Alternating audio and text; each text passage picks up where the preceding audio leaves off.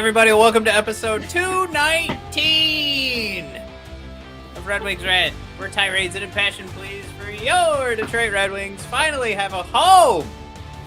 Mike, what are we going to tirade and rant about today? I know pretty well. Man, we got a lot to talk about. We got a barn burner comeback in Edmonton. We got a hot new Red Wings signee. That doesn't count as a comeback. We got some heartbreaking news for those of us who were hoping for a big free agent centerman signing in the offseason. Me. That would be me. And then I have a weird thing that I need to bring up that's not hockey related because I've learned it today and I need to see if other people know about this. Okay. Is that Also, where we're starting? No, I mean, yeah, let's get into this exciting game. Hey, Anthony's here. He's here live. First time, I think. What's going on, How you doing, Anthony?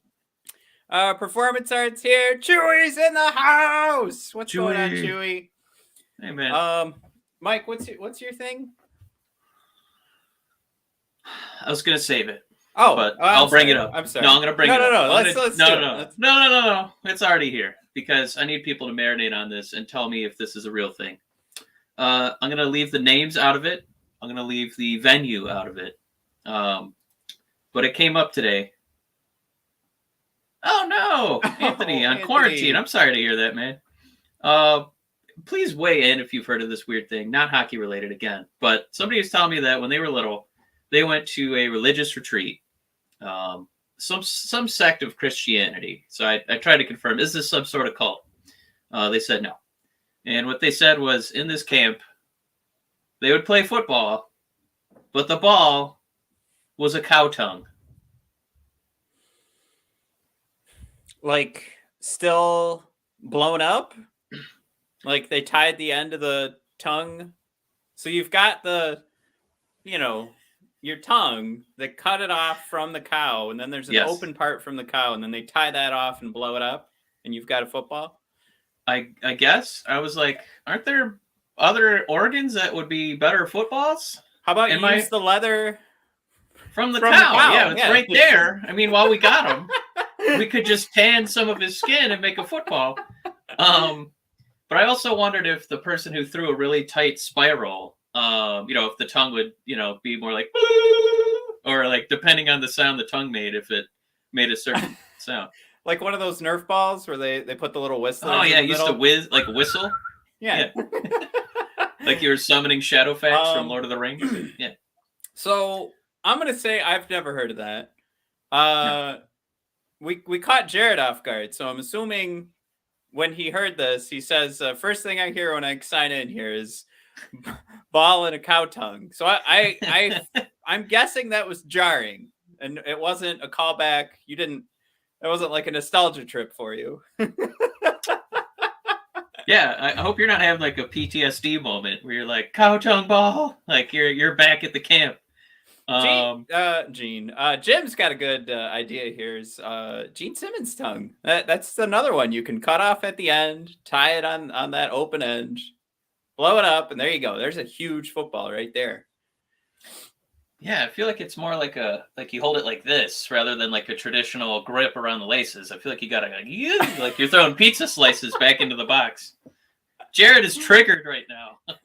But yeah, it's just a weird thing, and here we go. Anthony boys, a lot of talk now ramping up about Bertuzzi moving. Oh, we're moving on from cow tongues. We should. Anthony's ready to go. His first episode live. He's like, get this cow tongue crap out of here. Chewie's like, how long ago? 1920s? Elliot Friedman is reporting right now. Ben Sherratt going to Florida. That is the biggest wet fart pickup for Florida. So Ben Sherratt was the guy that everybody was kind of, they put their finger on. This is the guy who's going to get a first round pick that absolutely does not deserve it. So poor Florida. Oh, I know Nick Leddy's really jockeying for that spot. So, hey, I guess the argument I'm making is things are looking up for us. Done with that. Yeah, that doesn't. Yeah. And Chewie, that was about 2012, so not that long ago. All right. So and also a little bit of heartbreaking news on this program, at least. I really thought that Hurdle the Turtle had a shot at coming down that winged wheel. Yeah, the free agent move is gone. Somebody would really have to be like, so the trade is still out there. He's got a no move for 3 years, and then the last 5 years have a modified no trade. I think off the top of my head, he's like 8 and over 8 million. So I will tell you right now, Mike, I'm not touching. I'm not touching that. But yeah, I mean, there you go. The the fun's over. No more Hurdle the Turtle heading, and at least in the way that I'd manage this, not heading to Detroit now. But yeah, I did kind of think we've seen like the sign and trades before. We wouldn't know that phrase without it, so I don't know. I guess it would have already happened, and 8 years is a long way to go for a sign and trade, as well as 8 years, 8 million. So, have you ever traded for a mortgage? Yeah, that happens all the time, actually, in the banking industry. I know you're looking at a new house, but the only reason we brought up Hurdle, I don't think you and I were like, totally enamored of the guy. I mean, he's in a spot of need for us. He's pretty good. He's kind of right around his peak ability wise because of his age. It just, looking at the unrestricted free agents, knowing that the Red Wings are probably not going to dip into restricted free agency because they don't want to sacrifice those juicy draft picks. This was the center that I felt we kind of had a shot at. We're not gonna be picking up Malkin or Bergeron. It's this felt like the guy we could maybe toss a bag at. Here's the problem. Everybody would have been thinking that. We got oodles of cap space, though. Yeah. We could have overpaid for him, kind of thing. But I'll show you real quick. I mean, this isn't what we want the whole episode to be about. But I did forget. We haven't done this in a while. That Evolving Hockey has their player cards now. I mean, he's in the 91st percentile for offense, 72nd percentile for defense. 72nd percentile for defense. Very good for a forward who performs this well offensively. Like, this arguably would have been the pickup of the free agent period. But obviously, the 8 years is where you're like, all right, you knew it was going to hurt on the tail end. That's how free agency works. Doesn't necessarily always work that way with signing your own guys, but it definitely worked this way for Hurdle. I did see the joke online that's it said, somebody tell the Sharks that you can sign your players for 8 years. Does not mean you have to. But yeah, this definitely this is going to hurt them in the long run. But it's still a great pickup for the Sharks right now, and definitely heartbreaking. Definitely heartbreaking for us. I mean, it would have been one of those where if you have just Hurdle, clearly that doesn't put you over the edge. But it's something where we looked at all of our pieces. We were trying to figure out maybe Pius Suter isn't enough on that second line. And if you upgrade to a Hurdle on the second line and Larkin plays as well as he was, it looks like maybe an injury is getting in the way of that production that we're looking at right now. Right. But Larkin performs at that upper elite status, and you've got Hurdle going on a second line. I mean, it's a no-brainer. It's a massive upgrade. It'd be so tough to compete at that point with the wingdings, and of course with some of the tools that. Larkin, we have on Hurdle, the wing, and Pius and Mitchell Stevens. That would have been I'd be pretty excited about those four centers. Yeah, and then you think about like your first and second line would have some combination of Vrana, Raymond, Bertuzzi, and. I don't know if I'm ready to throw in any more of the, we're not playing the Berggren game yet, but then the Berggren game goes down to the third or fourth line, and how much fun is that? Anyways, it's gone. It's done. Snuffed. Snuffed, as they say. Yeah. But we did have some show topics we planned for, because that just happened, the Turtle signing just a little bit ago. Oh, I guess I do have to keep my phone in front of me.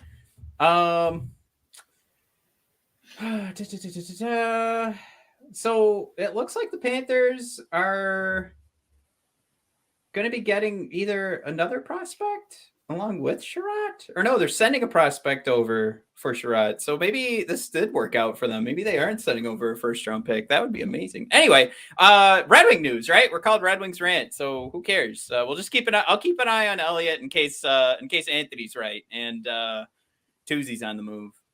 What do we got here? Jim Johnson, 8-year contracts. Most of them are high risk. Oh shoot! I think I missed an old Anthony post here. Was it 51 goals in 9 games? We have issues everywhere. Forward, defense, and goalie. That's what we're talking about. Here we go. Sorry, Anthony. I found you in the jumble of the hurdle comments here. Derek Hand thinking Alex Turcotte. If that happened, I think I'm just like interested. I don't think I'm like over the moon. I think Stevie could talk the hat off of the Pope's head. I mean, he's quite the negotiator. All right. All right, this is a good transition. Vander Kane on Edmonton is looking like a steal. 10 goals. We could have flipped him for a good price. Missed opportunity. Performance art. Here we go. I would be so happy. I want to hear. I'm very excited to hear you take a character guy like Kane, because I know you were pretty vehemently against that. And by character guy, I mean it was a little questionable, and that's probably why the Red Wing locker room doesn't seem to take those kind of guys. But man, his performance art on base with that. Look, of course he's there's merit there, but I absolutely would never sign Evander Kane. That goes. I'm just not touching it. Like some of the I don't know. I just don't even want to touch it on the specifics of Evander Kane, but I can touch it for the Detroit Red Wings, and it's just something I don't want to be a part of right now. I don't want to be looking at anybody on this team and going like, well, we're probably going to trade him anyway, so I can stomach it for a little bit. Like, it's just let's not do that. Let's not play those games with this team right now. I mean, clearly. They're trying to make moves that so far, win-wise, haven't gone well, like moving a guy like Danny DeKeyser. And some would say maybe that injury was real, even though he's practicing every day. But those are the moves like we want to see happen. I want to see deletions. I don't want to see additions. Clearly you get some goals. Maybe, that doesn't happen on the Red Wings offense, but moving a guy like that, I just don't think that's worth it. And showing your team like this is who we're willing to bring on because we might pick up a draft pick. It also took a while for Kane to find anybody, so who knows that you get anything that juicy. Like somebody still has to take on that issue. And Edmonton said we're not going to trade for him. We're just going to pay him as little as possible. So I'm okay not having him. But what we are talking about, of course, is a 7-5 loss to Edmonton, Mike. I'm looking at the advanced analytics, Mike, and I think what you got to, as we do, that's right. I think what you have to remember, Mike, is that this game started with about 5 straight minutes of possession, of course, leading to the 3 goals that shooed Greiss out of the net. Clearly that was another bad start for Greiss, another short snippet, 5-minute snippet for Greiss that ended way earlier than we would have liked. And I got to say, the rest of the game went pretty well. So yeah, I don't know what we're going to do about Greiss. I don't know how big of a talking point you want to make him. But it just feels like Nedeljkovic can't get a night off because he has to keep coming in to clean up the mess. And it's not like he's coming in and doing a dazzling job. It just feels like he can't get a break. He can't get a day off. So, yeah, Nedeljkovic does need the rest. I will say, if we had the time, I was going to bring up an article I saw today that brought up trading Nedeljkovic for some first-round picks. I'll just say it. It was a first-round pick, Liljegren and Peter Mrazek. And basically you're saying like, well, we're not going to win this year anyway. There's a possibility Nedeljkovic isn't here for longer than his current contract, and you can get some pretty good assets right now. I'd probably want to get a couple draft picks out of that, but you're probably not getting that much out of Toronto. It was a dream trade scenario out of one of the many Wings blogs areas. But I bring that up only because I would consider that, because I like at this point I've never been like a huge, like, you absolutely have to have a particular goalie to find success. I think a lot of movement in goaltenders is fine. And I'm okay with being agile in that decision making. I'm also we don't have to move anybody right now, but talking about Greiss, specifically, I don't know how you solve the Greiss problem, but you just wait, because we saw a horrible first start last year for that 56 game season, and then a terrific finish to the season. So he's got it. Could be age is finally caught up, and we just never see him get it again. Of course, contract runs out. Not our problem. But from the Ned perspective, I brought up the trade just because it's interesting. Right. I'm fine. Let Ned run out the season. If you need, give him a break and just let's bring up Pickard and we'll see how that goes. I don't have a problem with that. Give Ned a couple extra days off every week, like you said. Just put somebody in there. Clearly, you can't just let Greiss sit in there and give up every shot. You can't just give up 30 goals in a night, because Edmonton's going to put 30 shots on net, and then Greiss lets them all through. And that honestly looked like the direction we were heading. So I know what you're saying. You absolutely, you got to take out Greiss, but I think you put in Pickard, let him roll with a couple of games, give Ned some extra rest. Ned has done enough for me to say that I'm not worried about him. I'm not worried about the struggle. We've got some slides later on here. Nedeljkovic, Greiss, both negative in the goals saved above expected from that game last night.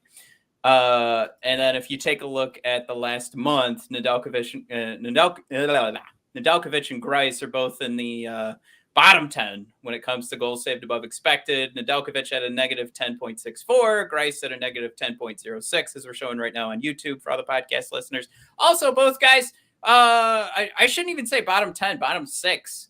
They're also both bottom, looking at it right now, bottom 5 in goals saved above average. Both of those statistics try to put in an effort to rule out the team that's in front of you. Like you're all getting the same type of expected goals. Who's making the most saves on them? And this makes the argument that Greiss and Nedeljkovic aren't saving enough.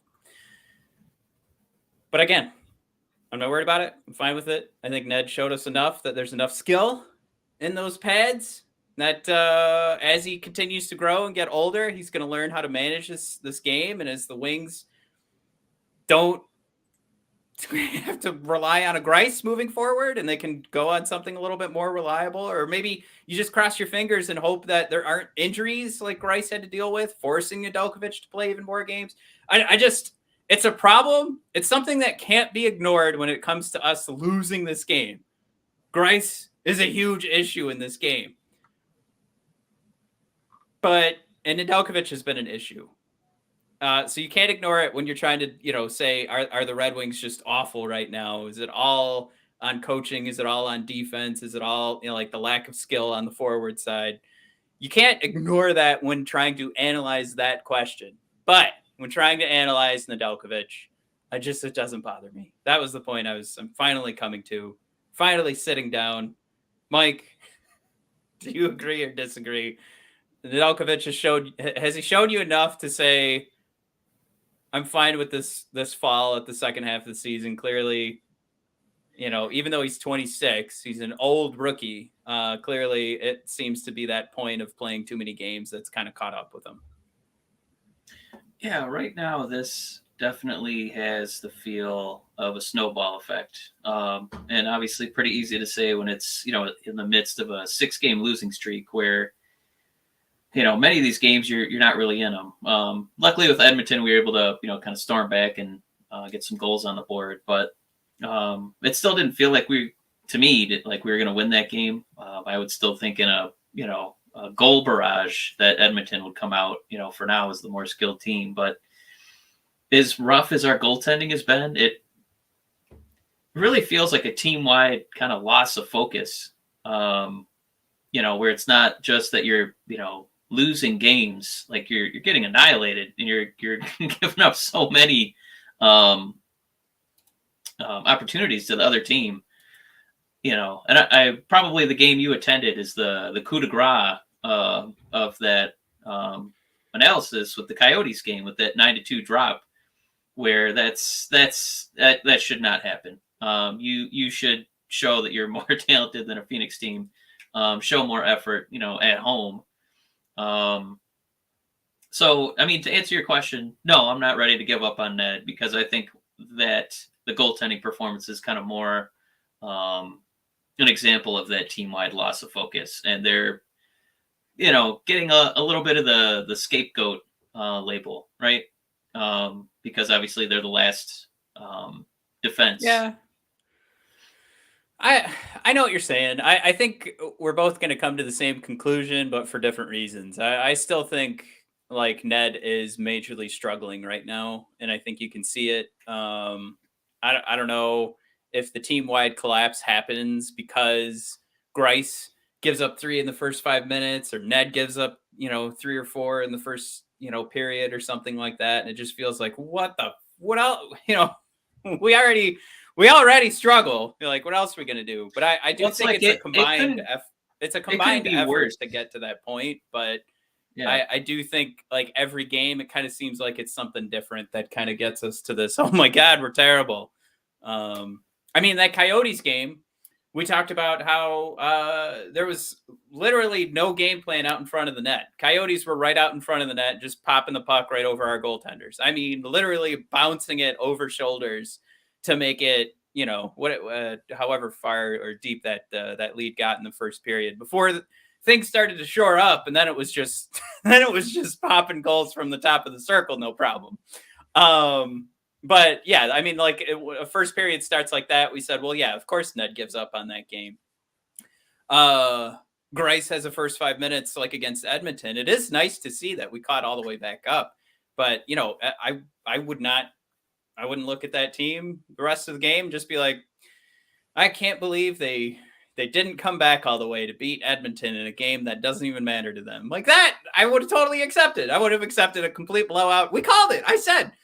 I made the joke. I said we were going to lose by like 5 in that game, and we didn't. We only lost by 2. But I mean, that would have met my expectation. A complete disaster blowout. But I mean, you see what point I'm coming to. It's it's a concerted effort to be on a losing streak like this. I think game to game, we can point to some different area where it's clear we aren't talented enough to keep up with the other team that seems to be exposed in a different way. And a lot of that is talent. A lot of that is preparation. A lot of that is coaching. A lot of that is our own inability to be patient with a team that Steve Yzerman has still been mum on giving us a timetable for when we'd be competitive again, because I think it's longer than we gave it credit for at the beginning of the season. Now, those are a lot of thoughts. I think they're pretty fair. We do have some thoughts in the comments, Mike. I can collect them, and then you can give your thought. Yeah, the other thing I wanted to ask you is, I think probably the hardest question, right? We can all see this is a really awful slide by the Red Wings. Just almost unwatchable hockey. I mean, the comebacks are kind of fun, but obviously we didn't end up being a win. So I'm going to ask you, what one factor is it going to take to kind of turn this thing around? And I'm going to kind of lead the witness by giving you my answer first. But I don't know how this streak stops until Greiss has a good game.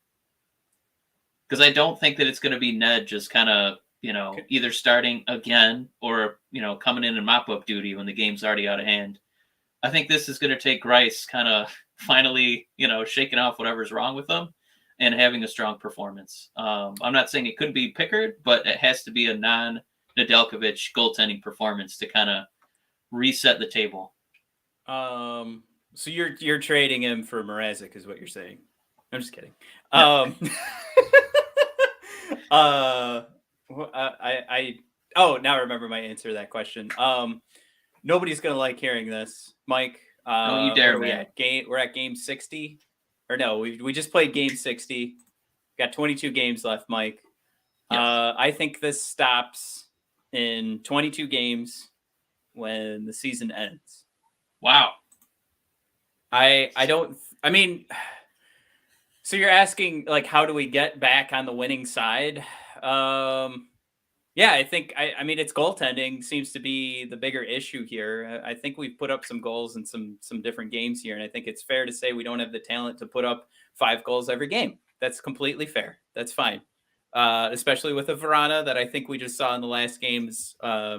Didn't quite look like the first couple of games. It looked like a slower first step, which is fine. He's coming back from injury. I'm not complaining. But I think the reality of things caught up with me, or I was begging for Verana to get more minutes, and I don't know how that would have actually helped. just from the sake of, those power play minutes and putting him on the first power play and not wasting that stick. But then, we still got some power play goals yesterday. So it's, or at least a Zadina power play goal. I don't know. I'm talking out of both sides of my mouth, only because I think the right answer to this is we just grin and bear it. Let's get to the end of the season and let's start prepping for the draft. But to actually turn this thing around, I mean, how are we winning in December? We still had terrible expected goals against numbers, and Ned played out of his mind to keep us in games. What's funny, it's funny. We've had some okay expected goals against games. Like, they haven't been terrible, like 2 goals expected against us, and it hasn't been turning out the way that it's been the opposite. We've actually had the expected goals number, like, I don't know, pedestrian, not great, not good. Still bad, but not as bad as it was. So what you're saying is that for our 100 coin flips, when we called heads, we already got our 50 heads in a row, and now we're about to get 50 tails in a row.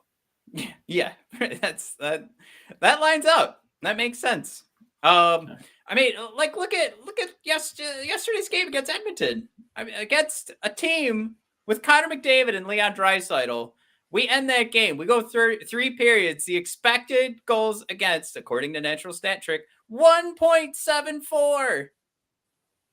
1.74. That's what we were expected to give up. And then, of course, we had 3.23. Giving us an expected goals for percentage of 64%, almost 65%. Because it was 64.93. I can't believe, for anybody listening to the podcast, going 64%, almost 65%. Man, what a dumb asshole. Almost 66. It's almost 66. Yeah. Somebody could make the argument it's almost 67 as well. And you're basically at 100. Basically. I think I am being too loud, by the way. I think I woke up the kids a second ago, and my wife's going to kill me. All right, so we have been ignoring the comments for about 15 minutes. Oh, my God. Drop them in back. I'm so sorry, guys. Simon Pegg's brother here, Nick Pegg. He was talking about focusing on development, not picking up Evander Kane. This is all right. I'm sorry, guys. We're gonna have to miss some of these because that would take us back to the Kane conversation. Simon Pegg's brother Nick also asked if we think Greiss plays next year. We can answer that one real quick. No, I think that one's done. Oh, if he's playing at all next year might be the question. I think he might be donezo, right? Like, who picks that up? Toronto. Oh, poor performance art. He's being so mean. Pee-wee! Performance art. Rascal. Anthony putting out there, Greiss is just trying not to get traded. He's pretty happy in Detroit right now. I like that take. I guess. I mean, you could get traded to, like a playoff contender, but he's determined to just kind of hang out on, maybe Cass Lake over here with, Larkin out in Waterford. But Jim Johnson saying, I think Ned will bounce back. Yeah, I do too. It's just, I think it's going to take a Greiss game to do it. I think it's going to take Greiss giving him a legitimate, not feeling like, that big burden on the back of his skull, just throbbing there. Like, man, I got to turn this team around and stand on my head to save us. I mean, to my point of just getting to game 82, it just kind of feels like, with the Greiss injuries and now Greiss not being able to play for, more than 5 minutes a game, it just kind of feels like he's underwater, and that's he's just got to get on the boat and stop trying to scuba dive. The trip's done. Let's just go home. Let's relax. We'll try scuba diving next year when we come back to Hawaii. But I don't know where this is coming from, but I like it. No more scuba diving for Nedeljkovic. That's what we're coming to. Curtis wants us to change our team name from Red Wings to Stumble Bunnies because they are struggling to the finish line. You know what? I'm all for it, only because Stumble Bunnies is just about the cutest team, like sports team name I think I've ever heard. Buy so many jerseys, shirts, socks, pants if we were the Detroit Stumble Bunnies. I'd love to see that. Anthony thrown out there, we could hit a 10-game plus losing streak. I'm playing the way we are. Yeah, like I said, every night. It's not always the same thing. Like I said, that Coyotes game, definitely the defense was the problem. Yesterday, Mike, 3 goals, 5 minutes on like 3 shots. Yeah, that's your problem. Like, I gotta think that when you start doing the math, that this losing streak started to come together. It started to crystallize as we, the players realized, they've been hearing all year. We've heard them in interviews, right, talking about, hey, we still want to try and fight for the playoffs, and we, kind of looked at each other, you and I, and we're like, yeah, okay. We didn't quite think they had the skill to, but luck was on their side. They had some hot games. They had, spots where Bertuzzi or Larkin were putting the team on their back. We have these 2 hot new rookies, but, as the standings started, we kind of had, more examples on the resume of what this team really was, and they just kept tumbling down the standings point-wise.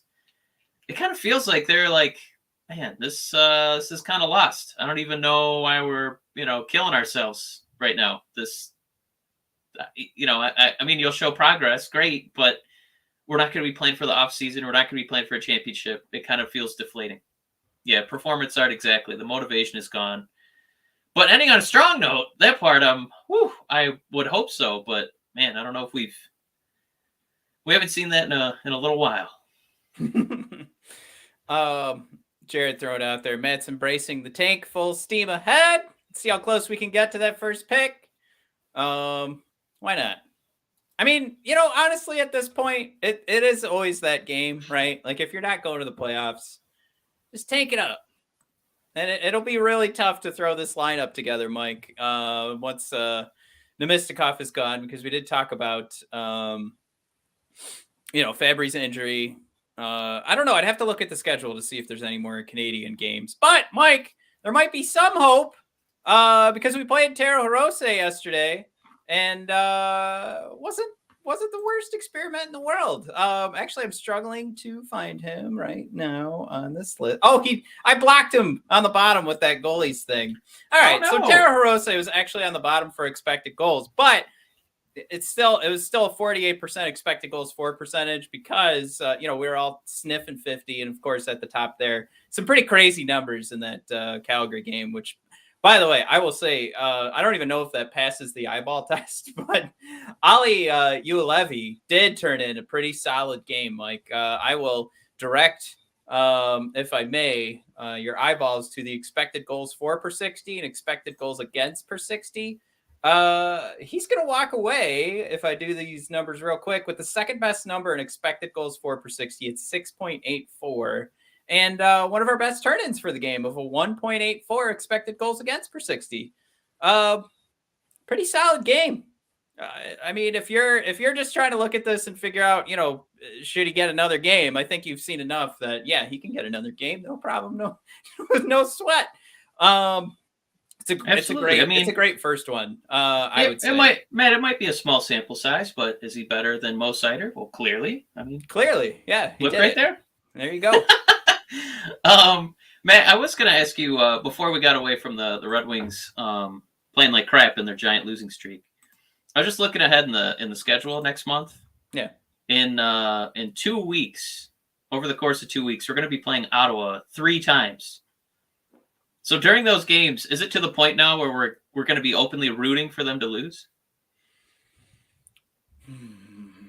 As far as embracing the tank, is that what we should be doing as Red Wing fans right now? Now that this is a bit of a lost season, that I guess we'll go back to Jared's comment that I fully embraced the tank. I will say this: the last couple of seasons, I felt a little bit of pain every time we won. Like I would watch these games and I would want to look for some improvements. But ultimately, I wanted to see us lose as often as possible. So I had a great time a couple seasons ago. But this season's been different. I go into every game and I want to see a win. It hasn't changed yet.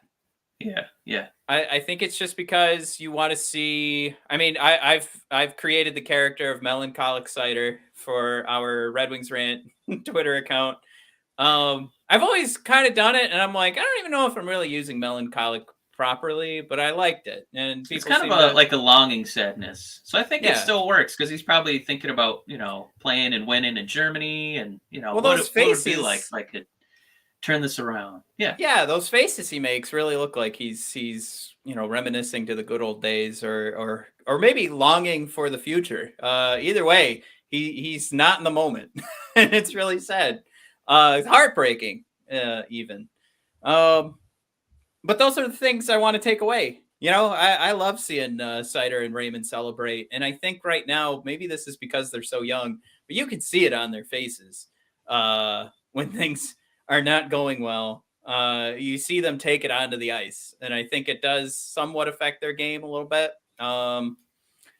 So that's something as you're trying to develop these guys. I think that's what hurts the most is you want to see the whole team performing well so they can see and feel it and then take that with them into the next season. So that's the reason right now I think it's so tough for me to just embrace the tank and hope that things go in the wrong direction.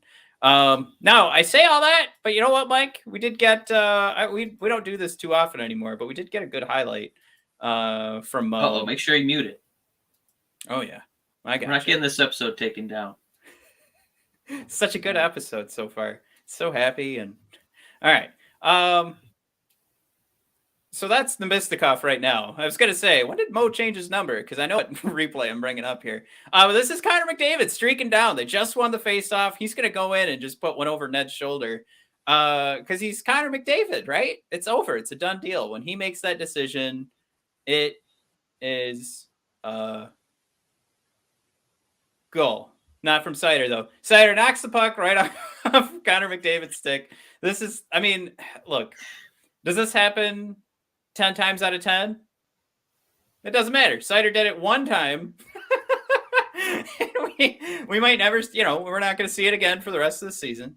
But it is, Mo gets tested by Connor McDavid, of all people. This is a test of speed, stick handling, and really this is a test of your own mental. You have to be mentally aware of what's coming at you. You have to know that's Connor McDavid. You can't just play every guy the same way. But you have to have the confidence to know that you can make this play. You can't just let it be Connor McDavid, which does happen a lot. When he does skate through entire defenses, sometimes it's like, oh, it's Connor. I'll just let this go. But not with Mo. Mo plays this thing strong. Great job by Mo here. I'm really excited for them to have another one in Edmonton next year. Yeah, I mean, fingers crossed that it does go this well. But this is one of those, Mike. I think we've been talking all season about getting like some good content for Seider. This is one that kind of blew up on Twitter last night, and everybody started saying, "All right, if Seider doesn't win the Calder, this trophy's a joke." And I mean, this is one of those that goes on the highlight reel. This is arguably the best player in the game. And Seider shuts him down. No problem. Makes it look easy. By the way, finishes this play with Connor McDavid on top of him. Starts to move the puck to get it out of the zone. Clean zone exit by Mo Seider after he knocks the puck away from arguably the best player in the NHL. Now, everybody listening to this, nobody's going to argue with me that Seider shouldn't win the Calder. So I'm preaching to the choir here, but this was a beautiful play, and it is part of it is a good mix of, again, all of those attributes I talked about with like awareness and, it's a test of speed. It's a test of stick abilities, but he's also doing the routine things right after that. He didn't just make this play and then just relax. No. Yeah. This was all about making sure, like, it's almost like it there is that awareness element. Like, you have to stop Connor McDavid here, but there's also the element of Seider never loses focus on the job. He's still got to get the puck out of the zone, and he did it clean. He did it fast, And think about how important it is to get the puck out of the zone when Connor McDavid's on the ice. Because we didn't do it for the first 5 minutes of this game, but we did it here. Mo Seider, A+. That's my review of this play. Big surprise. I really hope that next season, when Edmondson gets called up, that he and Seider really bond and play together. And I have this fantasy that the two of them will be best friends, and they're both going to be really big fans of The Social Network. So when the coaching staff says, hey, we got to go play Connor McDavid tonight, I need someone to defend him. And Mo and Simon can kind of look at each other and be like, we can do that ourselves. We're 6'5", 220 pounds, and there's two of us. So I really wanted that. It made my heart swell to say that whole line for you. But let's go to this Marc Staal. Matt, we almost had a hat trick out of Marc Staal. We were one goal short. I'm really glad that you teed these up for us. I think it was Jared that shared it with me on Twitter, but this is his first time. Mike, he's in game 1001. This is his first 2-goal game. Wow. Crazy. Yeah, you'd think he'd just luck out and get 2 goals. You know? You think he saved the pucks? Oh shoot! There goes Matt, mute it. I'm so sorry, everyone. You're about to trigger Bailey right now. All right, here we go. Well, you got Papa Gagne passing it back to Papa Staal. So that right there is a match made in heaven. Of course this was going in, right? But yeah, this is more about, I think, the fun conversation, like how great is it for Staal? But did anybody's trade value go up in this game? Yes. Stally boy. I like to think that there was like a bag of money. Staal was like at his locker, and like a guy in a trench coat gave Staal a bag and said, "Get a couple goals tonight, kid." Just to try and juice up that value. I don't think he's moving, man. I think he's too valuable to this team because I don't know who's going to come up next. I don't know. Give me lash off, huh? Yeah. Lash off action, Matt. Does that wet your noodle over there? Oh yeah, I'm super juiced now. I was gonna say I haven't thought of attaching the word or maybe the phrase "so valuable to this team" to Marc Staal, but you're probably right. Yeah, I was gonna say you're probably right.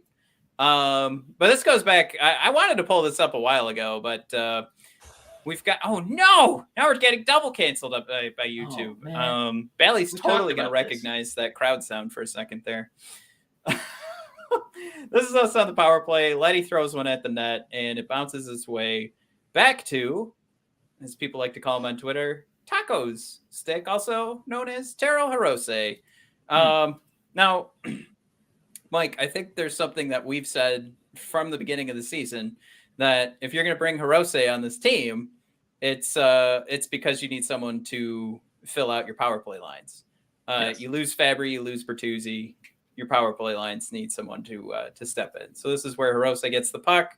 And our boy, Zadina, right in the middle of the circle. Right where, Mike, we just were reading reviews on Zadina the other day about how he kind of sets up the same way as Ovechkin. He just doesn't get as dirty as Ovechkin does. And when I say dirty, I mean, he doesn't need, he's not as physical. He doesn't muck it up like Ovechkin, which is sort of the, you can shoot like Ovechkin, but you've also got to have like a power aspect to your play too to make this super successful.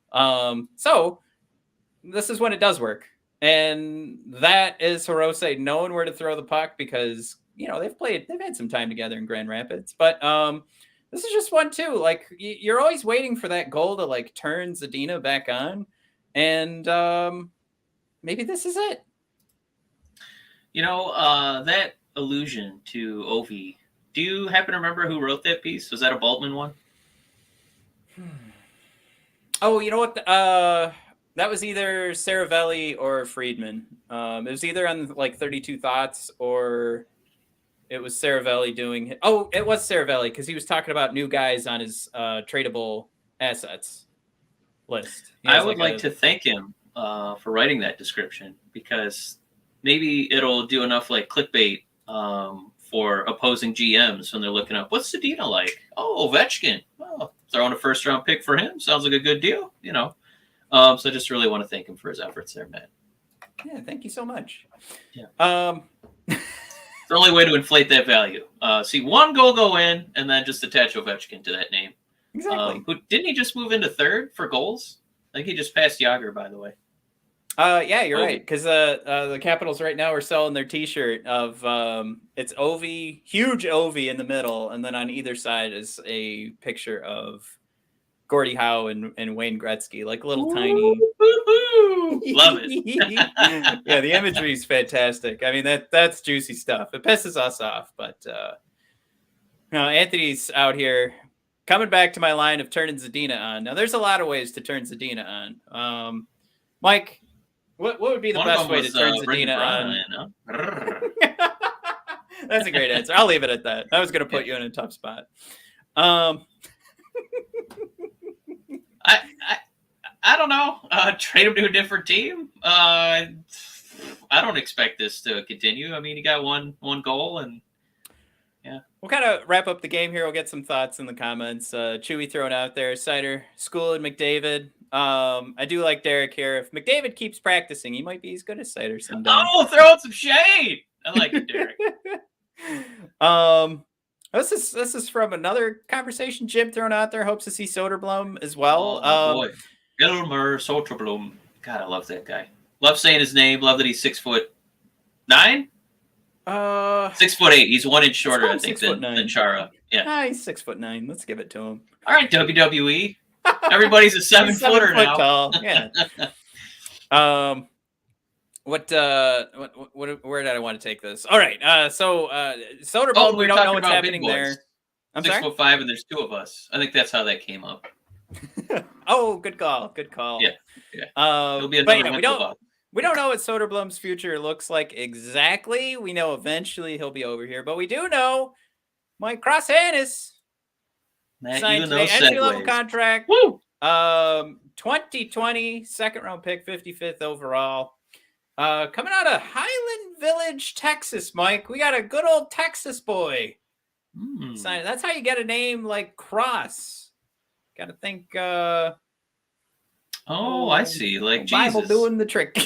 Yeah, like Jesus. That's right. Jesus, Cross, Christ. That's.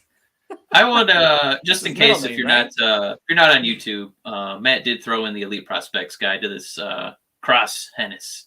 I blocked out his point projections for this past season.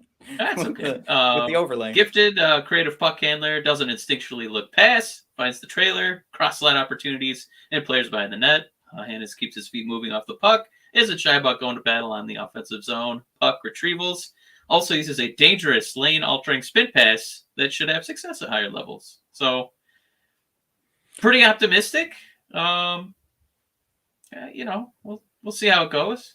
Well, I mean, we can take a peek, right? We can mute the little video that was posted earlier today. So I'll make sure it's muted. Oh, I see Stations of the Cross pun on this one, man. Oh yeah, I regret that one, but I also liked that I got a bunch of likes, so I just kept it. I hated it like maybe 2 minutes later. But Mike, we just gave an entry-level contract to our own Zegras. There we go.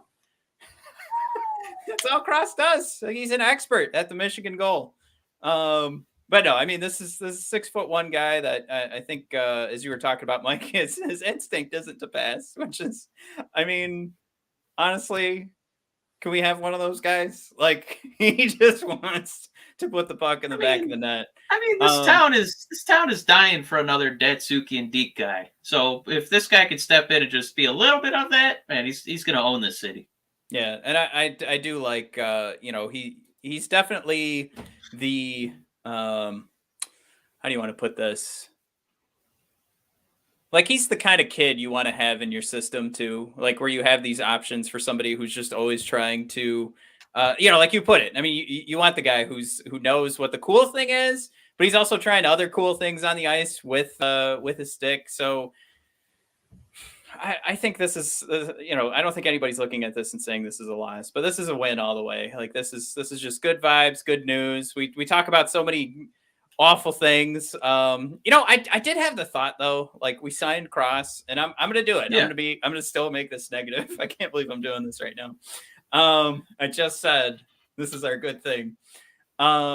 I'm getting a little bored of just, oh my God, we did another entry level contract. Like, how many years have we been super excited about these?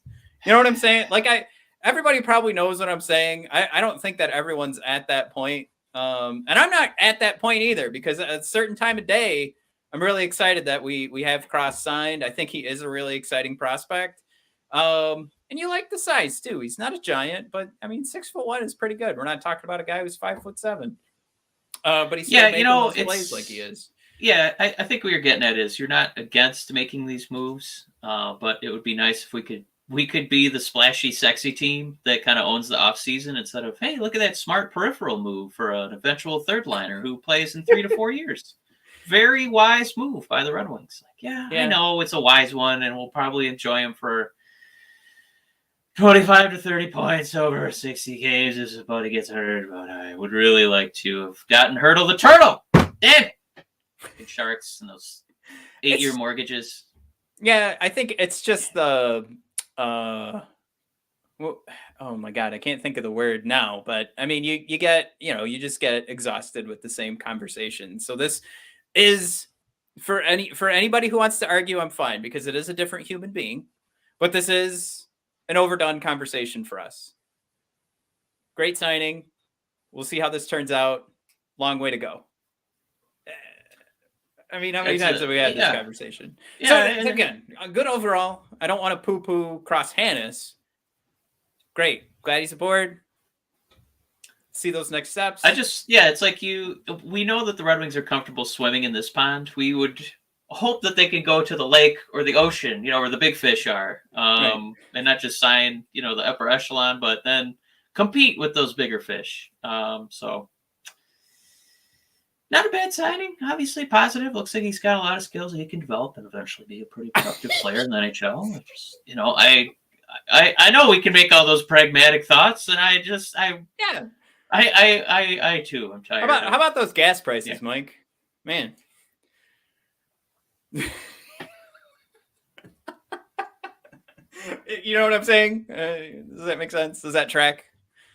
I don't know how many more analogies we want to do, but today I was sensible, and instead of 2 sugar packets in my coffee, I only did half of one, and I'm going to portion the other one for later. Very nice. Wow, good. That's really going to make a difference. All right. I think we've got one topic. I'm pretty sure that we haven't gotten any more updates from Mr. Friedman. I mean, Max is on Twitter right now. There were some trades. Doesn't involve us. All right. Last thing I want to throw out there. Amazon Web Services, Mike, posting their partnership with the NHL. Can I just say, I think a lot of people were very negative about this. I don't understand the negative part of it. Part of it, I think some people are mistaking this for graphics on the ice. No, this is machine learning. This is data science that can be available at a moment's notice. Like, if you watch this video on Amazon Web Services, you can actually see their system tracking the players on the ice. And when they set up for the face-off, it'll tell you who to put in there to win the face-off. And we have access to this now, too, as hockey fans. We can just go in and check this out. Mike, this is amazing. They're tracking the players in real time. And then they can give you the face-off probability and who's going to win based on 10 years of historical data. Not only player versus player versus any player. They're taking a look at what the situation is on the ice. They're taking a look at where they are on the ice, and all of this computes to tell you this is the guy you should have on the ice. Or if there's ever a moment where, you get NFL players have the coach in their ear, you have quarterbacks, right, communicating with the sidelines. Maybe you're going to lose the face-off, and you go in that direction with your strategy. We know, based on Luke Glendening, you don't just win face-offs and win games. So it doesn't necessarily have to mean you're winning games because you know what the face-off is going to turn out to be, but you can prepare better and move forward. I think this is amazing. And I can't believe people were poo-pooing this online. I think this is the coolest thing in the world. when it comes to data science and hockey. we're hockey Yeah, dorks, like, so of course we're gonna like it. But I mean, yeah, like I was world teasing you today when our should Tigers. probably yeah. Listen, when our Tigers made a signing, I was teasing you about what's yeah, we know his ERA, but what's his batting average with balls in play, or Yeah. you know, what's the average exit velocity of this new relief pitcher when he throws fastballs? So, I mean, if you're a hockey dork like we are, I think this is pretty cool. I mean, like, baseball's really good about that. Like, getting the extra stats out there if you're interested. You know, basketball's trying to, like, extrapolate. Not only can you keep track of a three-pointer, you can keep track of a pick and pop three, or a you know, dribble threes versus standstill threes in the corner. So I like the idea of hockey trying to, you know, popularize and familiarize and you know, make it more accessible, that kind of statistic, that we can start to measure this stuff and make it easier for you to gauge. Oh my God, what an acquisition by the Red Wings. You know what I mean? Mm-hmm.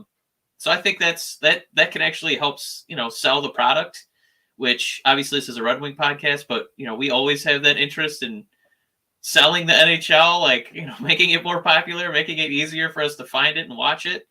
So I think this is something that could be, you know, very beneficial to the league. I like it a lot. Speaking of which, Mike, you mentioned big signing today for the Tigers. I mean, this is a Detroit Red Wings podcast, but I couldn't be more excited for the Tigers season this year. Mike is now, I mean, a twin of Todd Jones, Andrew Chaffin here. I mean, we're seeing the return this season, right? We're going to see the return of wigs. The Meglio Ordonez wigs will get colored, and everybody's going to get what is it? Amazingly, that's not a handlebar. What's the name of that look here that Andrew's got going? See, I'm not up to date on those because I can't grow one. But I do like that it's somehow a mix of Will Ferrell and John C. Reilly. Oh my God! Oh, you nailed it. He's literally stepbrothers smushed into one person. I cannot wait. Chewie thrown out there. That's Hulk Hogan.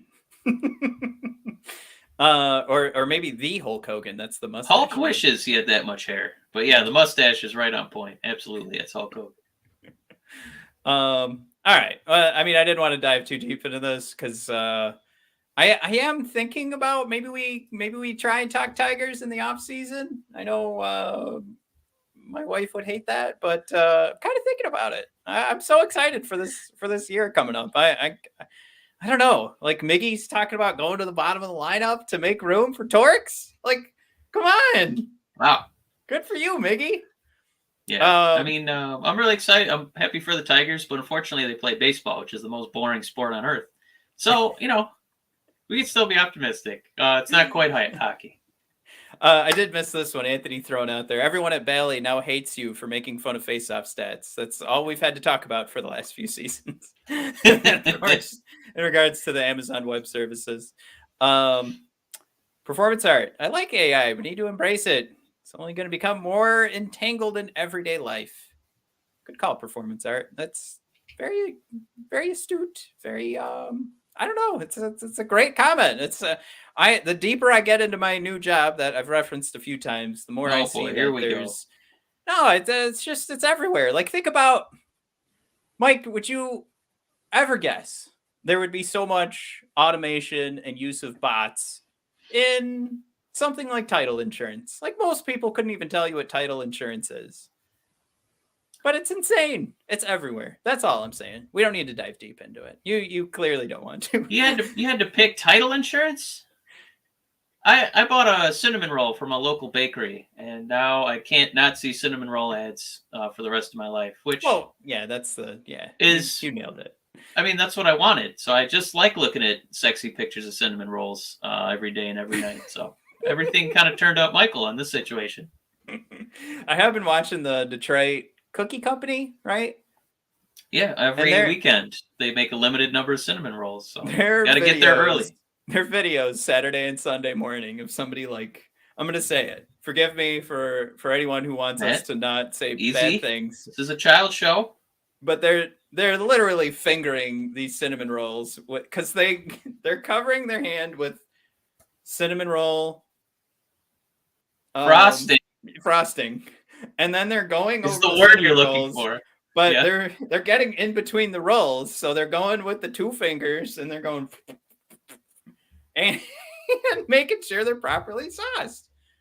It is very erotic. Very, yeah. I mean, it's almost better than porn because it's a cinnamon roll. What's the music they're playing? Are they doing the doom doom doom doom doom? Wow. It's it's the old 70s porn music. It's it's saxophone and the what's those other instruments? Bass guitar, yeah, bass. Saxophone. Thank you. I think sax and bass are what you're looking for. Yeah, thank you. No All problem. Right. Who's ready to sail off in this? Who's ready for a cinnamon roll? Oh man, what I'm gonna do with those cinnamon rolls this weekend. Yeah, I'm going to town on some. All right, everybody, thanks for tuning in. Not a super happy episode, but we appreciate y'all for tuning in. If you could, we're so close to 666 subscribers. That'd be great if one of you guys is new. Help us hit 666 tonight. I think that would be fun. If we haven't done it already, let's check. Let's do a live check. I always love doing this. New segments as we wrap up. We're at 661 right now. I would love to see us at 666 by the end of the night. If you guys have a buddy, make them subscribe. If you have a burner account, go ahead and help us out. Jared, you're the best. He's throwing them. Oh, thanks, Jared. Chewie also doing. God, you guys are so sweet. But also, if you guys could just hit the like button, that'll help people find us, and then they'll hear this message. But also, head on over to Apple Podcasts. We lost our streak of new reviews. I'm so bummed. All you got to do is go to Apple Podcasts, do the subscribe, rate, and review for us. Hit those 5 stars. Give us a short little ditty, and we'll read it out. We'll read it out there for you. And then on Spotify, if you can do us that easy peasy 1, 2, 3 give us the 5 stars on Spotify. Let them know that you like. Don't flip off the fans, Mike. How's this one? Wait a minute. No. Oh, thanks, Derek. Derek's throwing it in there too. So those are all of our asks, as well as the Verona t-shirts are out there. And once we finally do a trade, it would have been great if we had one tonight, Mike. We would have given away an Yzerplan fleece.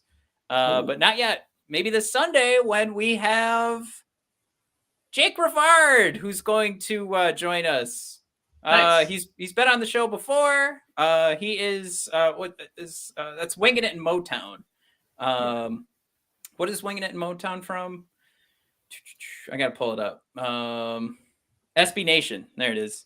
But yeah, Jake Rivard puts a ton of articles out there. He's a great guy to follow. But yeah, join us. He'll actually be with us live. It'll be our second live guest, I think. Yes. Yeah, usually we record those. But yeah, you guys will be able to chat with Jake. And we'll kind of probably wrap up what's been going on with the trade deadline and see if anything's going to happen in the the next day, since it'll be a Sunday. But yeah, join us. See us chat with Jake. I'm sure Jake would like to see all you guys here, so he can say hi. And yeah, if you're not following him yet, again, he's at on SB Nation for Winging It in Motown, and he is at Rivard NHL. So go find him there, and you can get to know him over the next couple of days. I find it very unlikely that you guys aren't following him already, but if you're not, go find him. He's a good follow. All right, everybody, thank you for tuning in. We'll see you guys on Sunday at 6 o'clock. We have an actual time, Sunday at 6 o'clock for the live show with Jake Rivard. All right, toodaloo, everybody. Toodaloo. Bye.